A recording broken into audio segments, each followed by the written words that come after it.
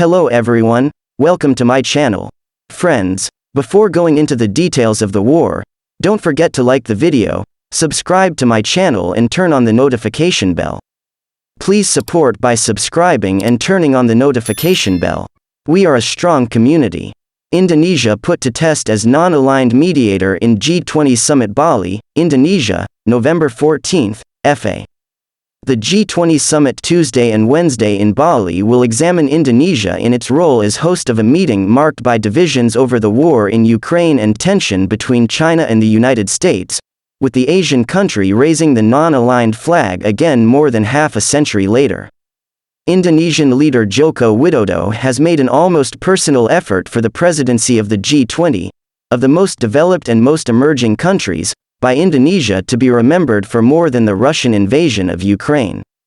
Widodo, who came to power in 2014 and was re-elected in 2019, has gone beyond his role as mere host of the events held each year by the group, made up of the world's largest rich and developing economies, and has set out to mediate in the Ukrainian conflict and offer a space for dialogue from neutrality. More than half a century after Indonesia hosted the Bandung Conference in 1955, the origin of the non-aligned movement in the midst of the Cold War, the country is recovering that same spirit ahead of a summit that will highlight divisions into two blocs of the G20, one led by the US and the other by China and Russia. For the Indonesian leader, serving his second and last term, the summit will be a success if the dialogue flows smoothly between leaders of the group, formed by Germany, Saudi Arabia, Argentina, Australia, Brazil, Canada, China, South Korea, the US, France, India, Indonesia, Italy, Japan, Mexico, Russia, the United Kingdom, South Africa, Turkey, and the European Union. Spain has the status of permanent guest at the G20 and Spanish Prime Minister Pedro Sanchez will also participate in the Bali summit. Talks are expected to be more fruitful because, despite his strenuous effort to achieve a full turnout, Russian President Vladimir Putin, with whom Widodo met in Moscow in June, will not come to Bali, sending Foreign Minister Sergey Lavrov instead. Although countries such as the US urged Indonesia, which has not supported sanctions against Russia but has condemned the invasion and annexation of territories, to withdraw the invitation to Putin, Widodo kept it until the end, also extending it to the Ukrainian President Volodymyr Zelensky, with the initial hope that the two would meet in Bali. A discarded meeting that illustrates how Widodo has wanted to raise the diplomatic profile of Indonesia, sometimes criticized for fighting in the geopolitical arena below its weight, with the nation called to become the world's fourth largest economy in 2045. Apart from the war in Ukraine, Bali is the setting in which the leaders of the world's two largest economies, the American Joe Biden and China's Xi Jinping, meet for the first time this Monday since the former arrived at the White House.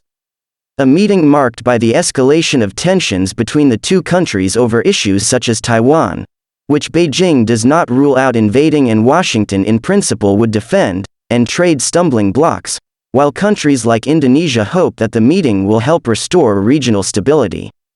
Indonesia's goal is to have a drama-free summit, and perhaps try to minimize the disruptive effects of the war in Ukraine.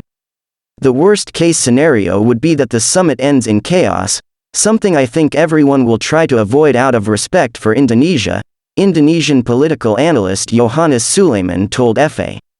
Widodo himself expressed his concern about the growing tension between Beijing and Washington, a position shared by a region, that of Southeast Asia, which advocates maintaining a regional status quo characterized by the security support of the US and the increasingly strong economic ties with China.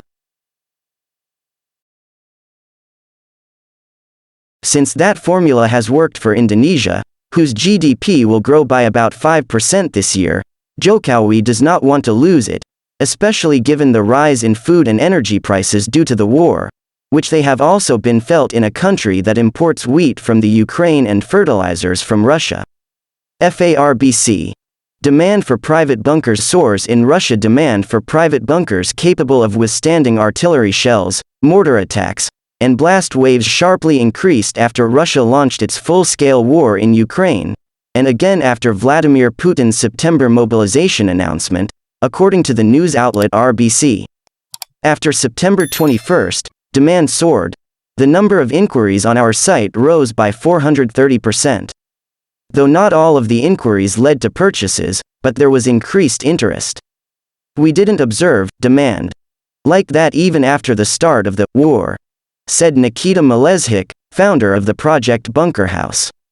According to industry experts who spoke to RBC, the people who have shown the most interest in purchasing private shelters are those who live in southern Russia and in areas that have regularly come under shelling.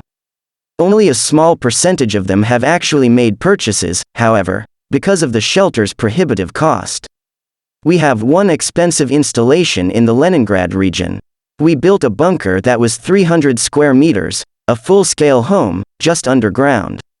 There was a separate zone for service staff, a zone for the owners, and a large warehouse. The project cost several $1 million. The home it was built under cost tens of millions of dollars, the head of one construction company told RBK. UK funding to help repair Ukraine's damaged energy systems and get power back to Ukrainian people. Foreign Secretary James Cleverly today announces the first tranche of UK funding to the Ukraine Energy Support Fund. The support will help with essential repairs to critical energy infrastructure following ongoing Russian attacks, and will reconnect households and key facilities to power supply. The UK is the largest donor to the fund so far, along with sending hospital generators and a financial guarantee for Ukraine's state-owned energy provider. Ukraine will have further UK support to keep the lights on across the country and repair energy infrastructure damaged by Russian attacks, Foreign Secretary James Cleverly announced today. The UK is so far the biggest donor to the Ukraine Energy Support Fund. This latest funding will provide specialized energy equipment to keep critical national infrastructure up and running, a priority request from the government of Ukraine. Since October 2022, Russia has carried out widespread missile and drone strikes, particularly targeting Ukraine's power supplies.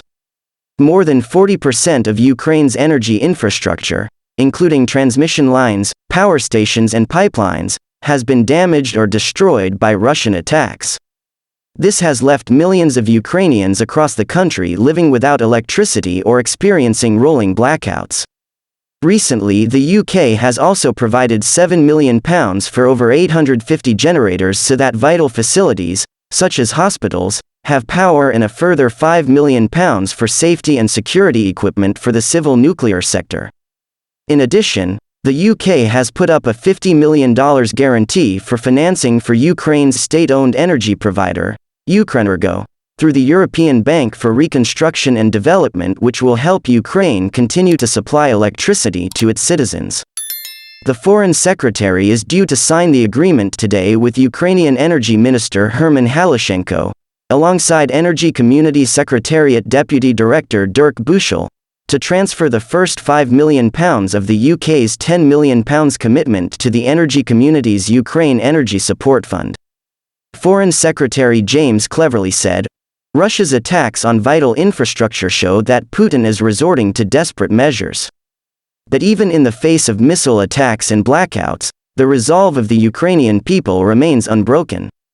Thanks for watching. Don't forget to like the video and subscribe to my channel. See you in the next video.